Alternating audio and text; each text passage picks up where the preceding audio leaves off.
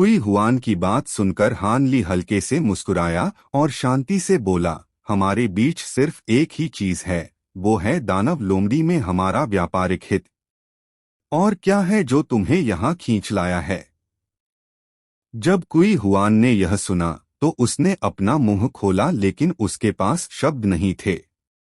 उसके बगल में वरिष्ठ मार्शल भाई वांग ने आह भरी और कहा, जूनियर मार्शल भाई हान स्पष्ट रूप से एक बुद्धिमान व्यक्ति हैं। यह सच है कि स्नोक्लाउड फॉक्स के साथ कुछ गड़बड़ हो गई है। हम जल्द से जल्द राक्षस लोमड़ी को बेचना चाहते थे और जब हम रवाना हुए तो सीधे एक बाजार शहर की ओर चल पड़े। लेकिन हमारे जाने के कुछ समय बाद मैं कुछ असहज महसूस करने लगा और जूनियर मार्शल भाई कुई से लोमड़ी की जांच करने के लिए बैग खोलने को कहा। नतीजतन इतना कहकर वरिष्ठ मार्शल भाई वांग रुक गए और उनके चेहरे पर एक अजीब सा भाव प्रकट हुआ। कुई हुआन ने झल्लाहट में जल्दी से उसकी बात पूरी की। परिणामस्वरूप हमें पता चला कि राक्षस लोमड़ी किसी तरह बिना किसी निशान के भागने में कामयाब हो गई थी। यह वास्तव में अकल्पनीय था। यह बिना किसी निशान के गायब हो गया। हान ली ने भौहें सिकोड़ी, मानो वह उन शब्दों के पीछे की सच्चाई के बारे में सोच रहा था। जब वरिष्ठ मार्शल भाई वांग ने हान ली की अभिव्यक्ति देखी तो वह अंदर ही अंदर अंथीन कोसने लगा। हालांकि हान ली की साधना उच्च नहीं थी, लेकिन वह तावीज शोधन में कुशल था और उसके पास एक शक्तिशाली जादुई उपकरण था। इसे ध्यान में रखते हुए वरिष्ठ मार्शल भाई वांग ने उसके साथ उचित संबंध बनाने की योजना बनाई थी।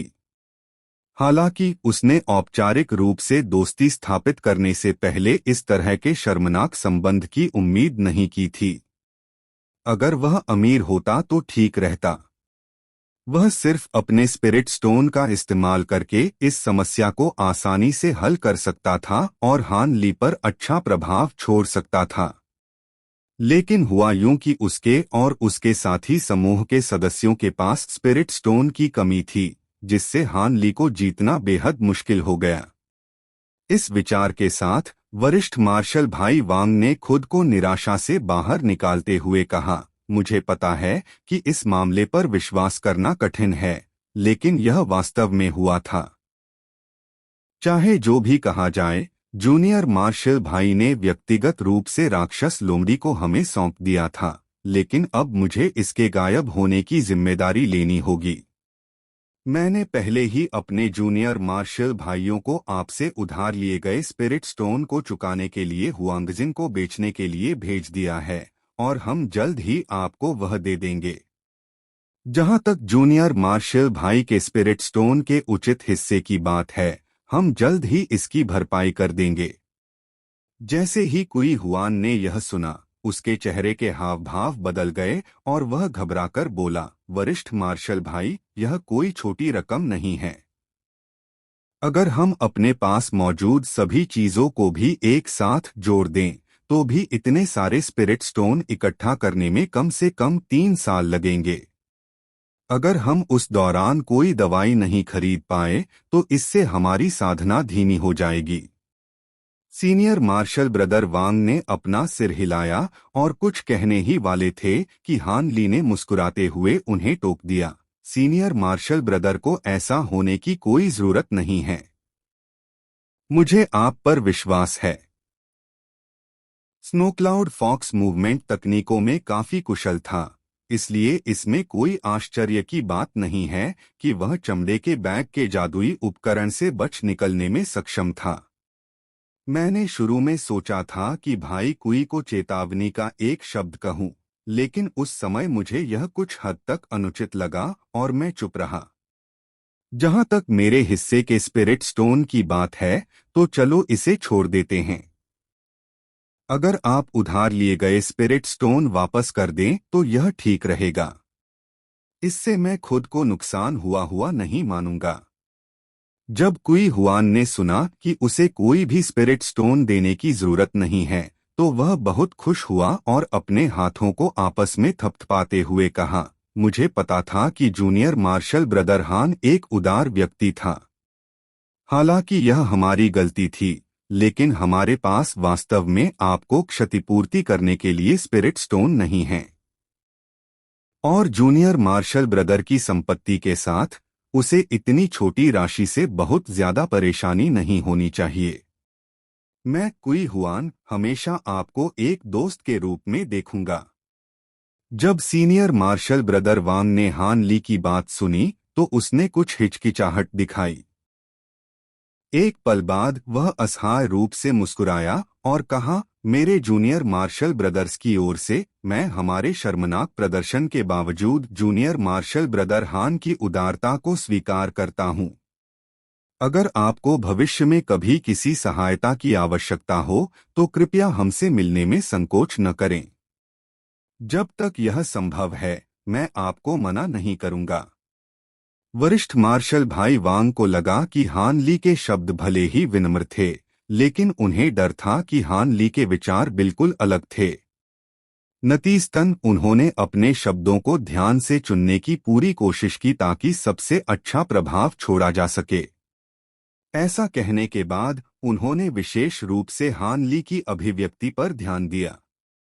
हालांकि वरिष्ठ मार्शल भाई वांग अंदर ही अंदर उदास हो गए क्योंकि वह हान ली की भावनाओं को समझ नहीं पाए।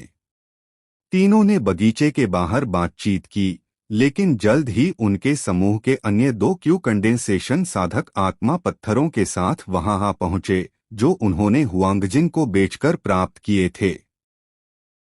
हान ली ने आत्मिक पत्थरों की थैली प्राप्त की और शांतिपूर्वक उसे एक तरफ रखने से पहले अपनी आध्यात्मिक भावना को उसमें से निकाल लिया। हान ली को स्पिरिट स्टोन प्राप्त करते देखने के बाद सीनियर मार्शल ब्रदर वांग को अचानक कुछ याद आया और उसने पूछा, आह, यह सही है।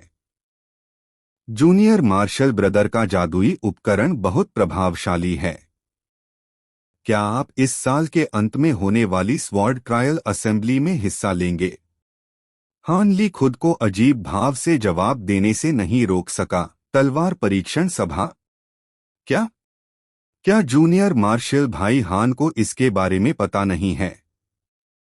न केवल वरिष्ठ मार्शल भाई वांग आश्चर्यचकित थे, बल्कि अन्य तीनों को भी इस पर विश्वास करना कठिन लग रहा था। हान ली ने मन ही मन खुद से बुदबुदाया और शांति से उत्तर दिया, क्या यह अजीब है कि मुझे इसके बारे में पता नहीं है? कुई हुआन ने पलकें झपकाईं और अचानक उसे कुछ याद आया, बेशक यह है। ओह, यह सही है। यह जूनियर मार्शल ब्रदर का संप्रदाय में पहला वर्ष है और वह इस पूरे समय औषधि उद्यान में रह रहा था। यह समझ में आता है कि आप तलवार परीक्षण सभा के बारे में नहीं जानते हैं। जब अन्य लोगों ने यह सुना तो उन्होंने एक दूसरे की ओर देखा और सिर हिलाकर इसे सत्य मान लिया। वरिष्ठ मार्शल भाई वांग ने एक अजीब भाव धारण किया और कहा, जब हमने सुना कि जूनियर मार्शल भाई हान को तलवार परीक्षण सभा के बारे में पता नहीं था तो हम बहुत हैरान थे। आखिरकार यह जल्द ही शुरू होने वाला है और संप्रदाय के सभी शिष्य इसके बारे में बात कर रहे हैं, यहाँ तक कि बाहरी मामलों के शिष्य भी। जो लोग अपनी योग्यता साबित करना चाहते हैं वे उत्सुकता से प्रतीक्षा कर रहे हैं। छोटे कद के मोटे युवक ने प्रशंसा से वरिष्ठ मार्शल भाई वांग की ओर देखा और कहा, इस बात को ध्यान में रखते हुए हमारे समूह में शक्ति की प्रतियोगिता में भाग लेने वाला एकमात्र व्यक्ति वरिष्ठ मार्शल भाई वांग होगा। हालांकि यह अफसोस की बात है कि वरिष्ठ मार्शल भाई बाहरी मामलों के शिष्यों के खिलाफ जीत सकते हैं, लेकिन आंतरिक संप्रदाय के शिष्यों का सामना करते समय वे अंततः पराजित होंगे। लेकिन इसके बावजूद वरिष्ठ मार्शल भाई को अभी भी पुरस्कार के रूप में एक मध्यम श्रेणी का जादू का उपकरण मिलना चाहिए। जब हान ली ने यह सुना तो उसने एक अजीब भाव धारण किया और कहा, ओह, तो यह संप्रदाय के भीतर श्रेष्ठता की प्रतियोगिता है। ऐसा लगता है कि यह काफी असामान्य है। क्या वरिष्ठ मार्शल भाई कुछ बारीक विवरण समझा सकते हैं? वरिष्ठ मार्शल भाई वांग ने हान ली की ओर देखा और धीरे से कहा, बेशक। तलवार परीक्षण सभा वास्तव में नए शामिल हुए शिष्यों को दिखाने के लिए है। किसी की पहचान चाहे जो भी हो, जब तक कि वे नए स्वीकृत शिष्य हैं और उनकी उम्र 30 वर्ष से अधिक नहीं है, वे भाग ले सकते हैं। जहां तक तुम्हारा सवाल है, जूनियर मार्शल भाई हान, तुम अभी भी अपने मध्य 20वें दशक में दिखते हो और तुमने अभी अभी संप्रदाय में प्रवेश किया है। तुम आवश्यकताओं को पूरा करते हो। हान ली ने अपनी ठोड़ी रगड़ी और धीरे से कहा, क्या ऐसा है? ऐसा लगता है कि ऐसे बहुत कम शिष्य हैं जो प्रतियोगिता में भाग ले सकें। जूनियर मार्शल ब्रदर के शब्द कुछ हद तक सत्य हैं, लेकिन तलवार परीक्षण सभा का वास्तव में एक पवित्र वृक्ष से बहुत कुछ लेना देना है, जिसकी देखरेख 3 संप्रदाय कर रहे हैं। एक पवित्र पेड़। जब हान ली ने यह सुना तो वह दंग रह गया और उसे एहसास हुआ कि वे ड्रीम क्लाउड माउंटेन के आत्मा कुएं के पेड़ के बारे में बात कर रहे थे। उसकी शुरुआती लापरवाह अभिव्यक्ति जल्दी ही एक गंभीर भाव में बदल गई। हान ली ने गंभीरता से पूछा, तलवार परीक्षण सभा का पवित्र वृक्ष से क्या संबंध है? तलवार परीक्षण सभा पवित्र वृक्ष से मदिरा अमृत गिरने से कई दिन पहले होती है। तीनों संप्रदाय इस प्रतियोगिता का उपयोग यह तय करने के लिए करते हैं कि गिरे हुए मदिरा अमृत का आधा हिस्सा किसे मिलेगा, जबकि शेष आधा हिस्सा 2 अन्य संप्रदायों के बीच विभाजित किया जाएगा। परिणामस्वरूप, जबकि इस सभा में केवल युवा नए शिष्य ही भाग ले सकते हैं, इसे तीनों संप्रदायों के बीच बहुत महत्व दिया जाता है। यदि कोई सभा में महान गुण प्राप्त करता है तो वह संप्रदाय के बुजुर्गों का ध्यान आकर्षित करेगा और अनगिनत लाभ प्राप्त करेगा। वरिष्ठ मार्शल भाई वांग ने आ भरी और कुछ देर के लिए रुककर गंभीरता से आगे कहा, बेशक इन लाभों के अलावा अंत में व्यक्ति को इस बात के लिए भी भारी इनाम मिलता है कि वह कितने अन्य शिष्यों को दबाने में सक्षम है। न केवल कई शिष्यों को अतीत में शीर्ष श्रेणी के जादुई औजारों से पुरस्कृत किया गया था, बल्कि कुछ शिष्यों को स्पिरिट टैंपरिंग पिल से भी पुरस्कृत किया गया था। हालांकि यह दवा की गोली निम्न श्रेणी के शिष्यों के लिए बहुत उपयोगी नहीं है, लेकिन कई कोर फॉर्मेशन विशेषज्ञ हैं जो कम से कम 4 शीर्ष श्रेणी के जादुई औजारों के बदले में उन्हें बदलने के लिए तैयार हैं। हालांकि इस सभा में लगभग हमेशा प्राचीन तलवार संप्रदाय का वर्चस्व रहा है, जिससे हमारा संप्रदाय और 100 संभावना संप्रदाय दूसरे और तीसरे स्थान पर आ गए हैं।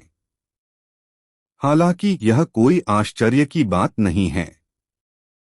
अपने तीखे जादुई औजारों और तकनीकों के साथ प्राचीन तलवार संप्रदाय के शिष्य समान श्रेणी के साधकों के लिए अविश्वसनीय रूप से कठिन प्रतिद्वंद्वी बनते हैं। वरिष्ठ मार्शल भाई वांग के अंतिम शब्द प्रशंसा और शिकायत दोनों से भरे हुए प्रतीत हुए।